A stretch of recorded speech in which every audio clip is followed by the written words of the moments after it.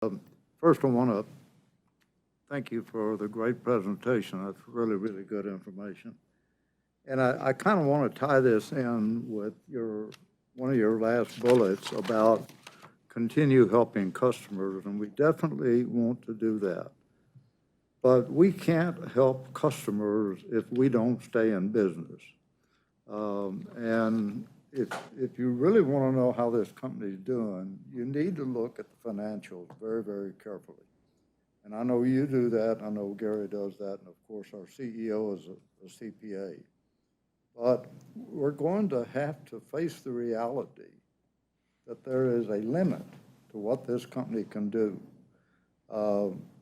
Let me go back and review a second something that we lose sight of. This company, when we talk to our customers, want two things out of us: affordable energy, reliable energy. That's what they want. They've said it over and over and over in surveys. We are doing that in spades.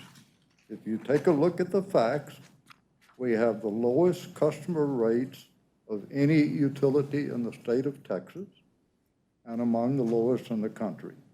So we're giving them what they want, affordable rates. Secondly, if you're talking about reliability, we have one of the highest reliability factors in the country and the top decile. And if you'll talk to the folks at the Economic Development Foundation, they will tell you that one of the strongest things in their quiver of arrows is the strength of CPS Energy and selling new companies on coming to San Antonio. So we have this marvelous company. And if you compare that to, say, HEB, and HEB says we have the lowest prices available. Yep, they do. And they have great services. Yep, they do. Well, guess what? We do the same thing. But here's something HEB doesn't do, and nobody else does. We, this one company, funds 30% of the general budget of the city of San Antonio. Imagine that we are providing the lowest utility rates of any major city. We're providing the highest service level possible, the strongest reliability, and oh, by the way, 30% of the city budget comes from this one company. If we didn't do that, how would you fund it? If this company didn't exist, how would you fund that 30%?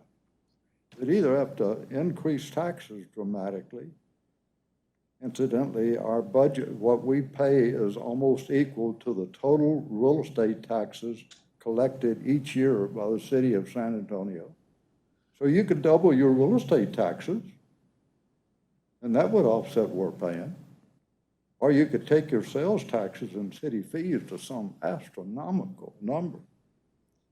We get zero credit for that, guys. Zero credit. When I talk to my colleagues in the business community and I tell them this, their eyes get this, but you're kidding. They don't have a clue what we're doing. And so, number one, we're not telling our story. But number two, if you'll start looking at your numbers, if you'll look at our cash numbers from last year, they're off $80 million. That's significant. If you look at our accounts receivable, they're up $150 million. And they're not nearly as good as they used to be. You just said 46% of them now are at risk, as opposed to 25% in the past. So our accounts receivable are very, very scary. They're over $300 million now, whereas in the past they averaged $150 million. They now represent 10% of our net worth, whereas in the past they represented 5% or less. This company is being chewed to death, guys. Our bad debt ratio is up 5 times, 5x, in 1 year. Yeah, we've had a pandemic. Even in the pandemic, we gave the city $330 million. February, we gave them $22 million of this year. Last month, we gave them $27 million. That makes REAP and all this other stuff look like petty change, what we're giving to the city.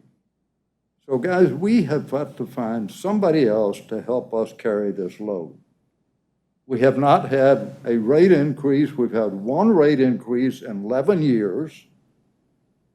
That was 7 years ago, and it was 4.5%.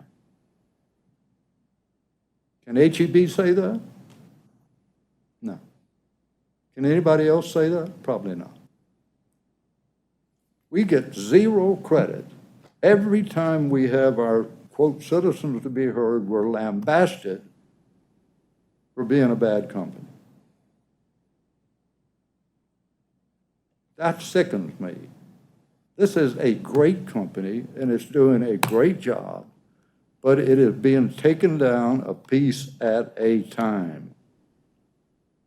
And if we don't watch it, guys, the goose that's been laying the golden egg for this city for 78 years and has dividended $8 billion back to this city is going to start limping off the stage.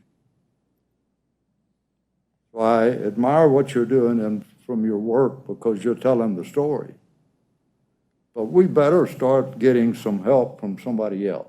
I don't know who it is. I don't know how it works. I came from a poor family.